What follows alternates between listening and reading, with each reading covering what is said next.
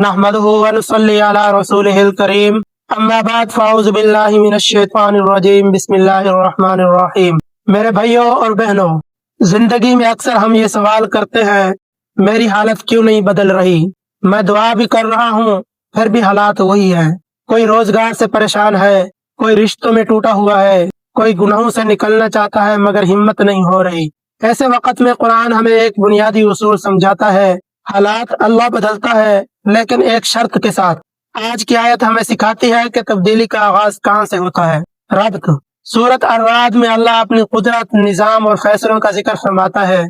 इसी सिलसिले में ये आयत आती है जो इंसान को उसकी जिम्मेदारी याद दिलाती है। ये आयत बताती है कि अल्लाह जुल्म नहीं करता बल्कि इंसान खुद अपनी हालत का रुख मुतय्यन करता है।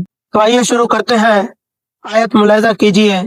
बिस्मिल्लाहिर्रहमानिर्रहीम। इन्नल्लाह ला युगय्यिरु मा बिक़ौमिन हत्ता युगय्यिरु मा बिअनफुसिहिम। बेशक अल्लाह किसी कौम की हालत नहीं बदलता जब तक वो खुद अपनी हालत को न बदल ले। तफसीर इब्न कसीर रहमतुल्लाह अलैह फरमाते हैं, अल्लाह नेमत उस वक़्त तक नहीं छीनता जब तक बंदा खुद गुनाहों और नाफरमानी की तरफ न जाए, और अल्लाह अज़ाब उस वक़्त तक नहीं हटाता जब तक बंदा तौबा और इस्लाह न करे। ये आयत उम्मीद भी है और वार्निंग भी।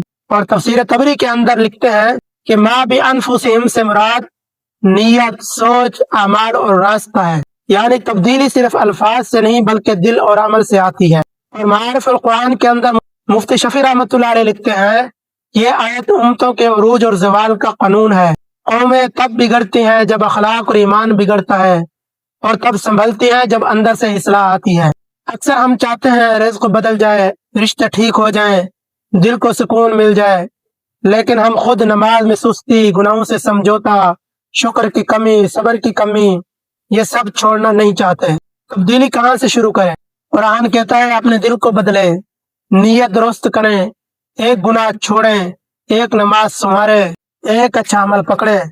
अल्लाह छोटी तब्दीली को बड़ी रहमत बना देता है।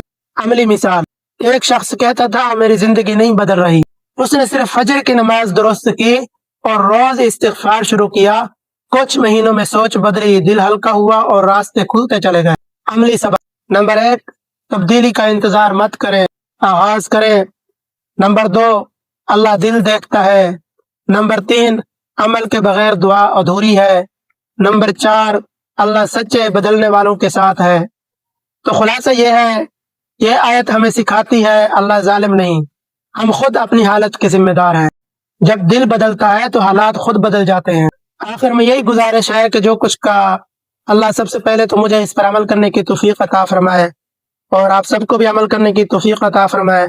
आइए आखिर में दुआ करते हैं, ऐ अल्लाह हमें अंदर से बदल दे, हमारी नीयत, हमारे अमाल दुरुस्त फरमा, हमें वो लोग बना जिनकी हालत तू खुद बदल दे।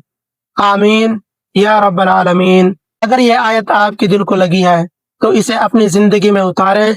आयात सुकून की अगली किस्त के लिए वीडियो को महफूज कर लें। इंशाअल्लाह फिर मुलाकात होगी। अल्लाह आपका हामी व नासिर हो। व आखिरु दावाना अनिल हम्दुलिल्लाहि रब्बिल आलमीन।